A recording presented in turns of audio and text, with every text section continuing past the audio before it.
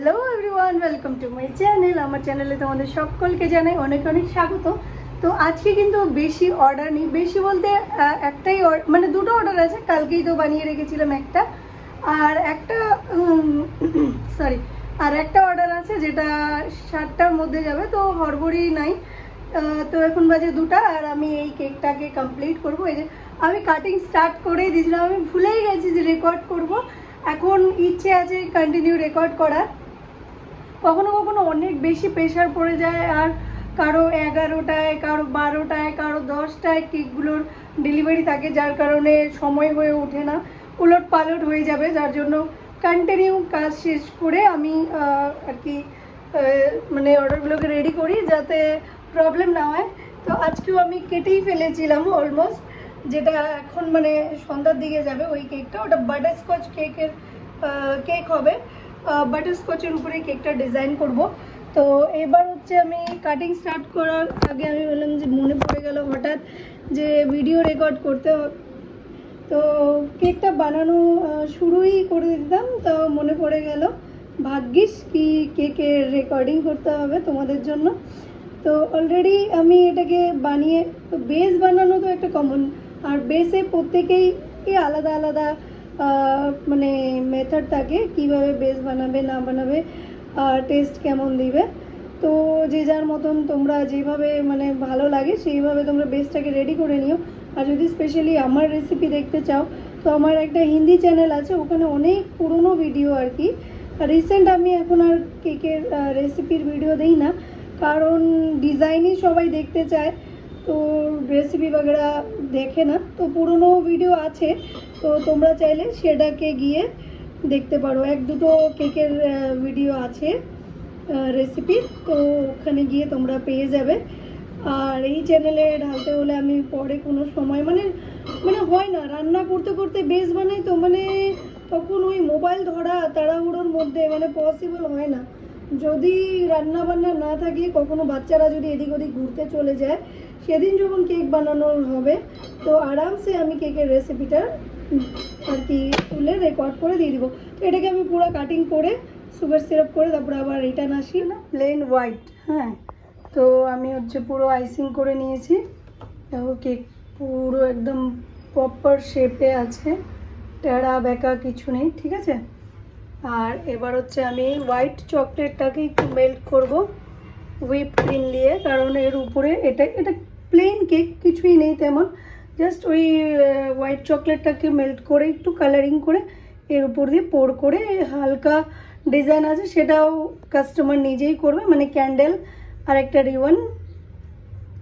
তো ওটা কাস্টমার বললো ওর কাছে রিবন আছে, তো কাস্টমাররা নিজেরাই আধা মানে কিছুটা ডিজাইন নিজেরাই করে। তো সেই রকমই আজকের একটা কেক, মানে একটু রিবন আছে, পুরো কমপ্লিট কেকটা আমি শুধু বানিয়ে দিব। আর রিবন দিয়ে যেটুকুনো ডিজাইন আছে ওইটুকুনো সে নিজেই করবে, আমাকে বলেছে, ওটা করতে হবে না। তো আমি জাস্ট কেকটা রেডি করে দিব।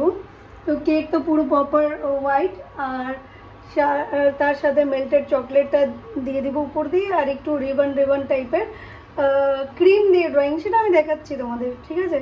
তো এটাকে আমি মেল্ট করে নিই।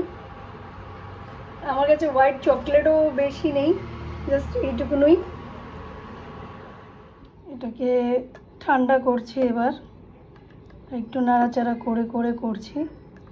হ্যাঁ, অনেকটা চকলেট দিয়েছি আর কি, মানে ক্রিমটা কম দিয়ে চকলেটটা বেশি দিয়েছি যাতে একটু থিক হয়, কারণ উপরে যে ডিজাইনটার উপরে যে লেয়ারটা দেওয়া হয়েছিল ওটা ভীষণই থিক।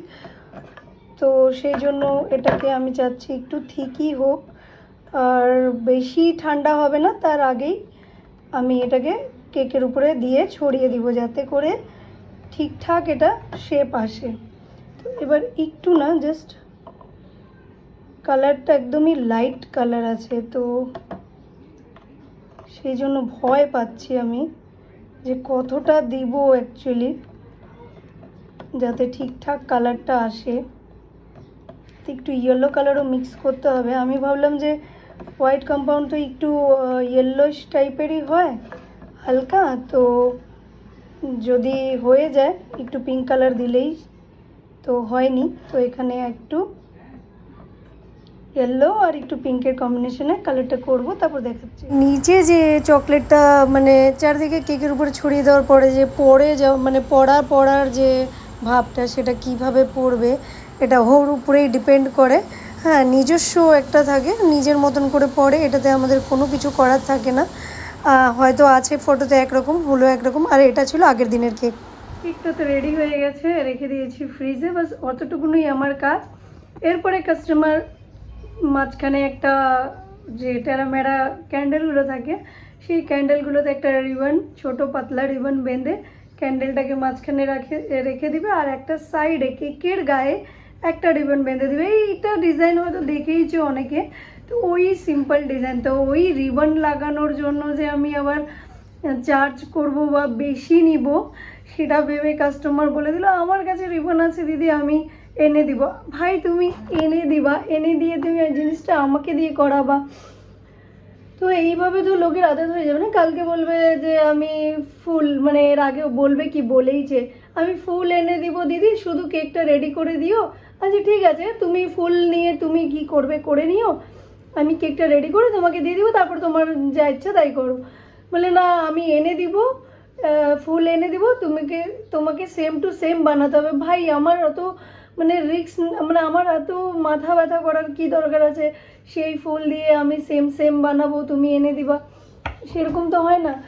টোটালটাই তোমাকে মানে তুমি যদি করো সেম টু সেম, তাও মানে সেম টু সেম হওয়া চাই। এইরকমভাবে মানে ঘাড়ে বন্দুক রেখে কাজ করানোর মতন ভাই আমার তো দরকার নাই।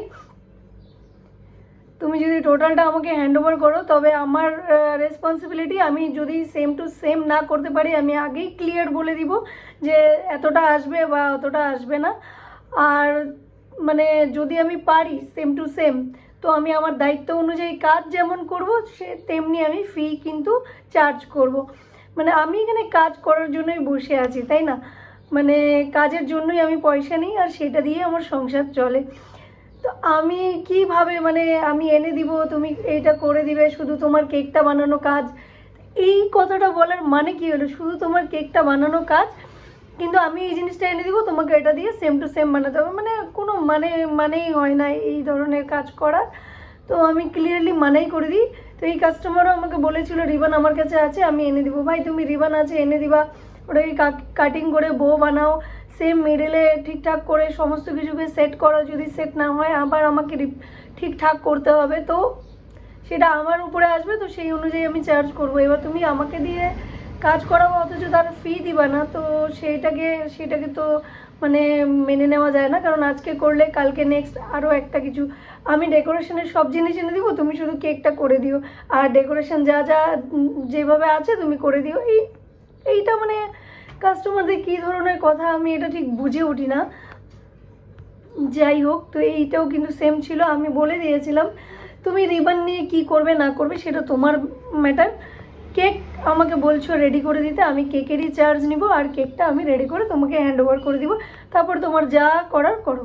তো বললো ঠিক আছে দিদি করে দাও, তাই জন্য আমি করে দিলাম। আদারওয়াইজ আমি এইভাবে বললে আমি একদম মানে ভেবে নিয়েছি আর করবই না, কোনো কাজই করব না।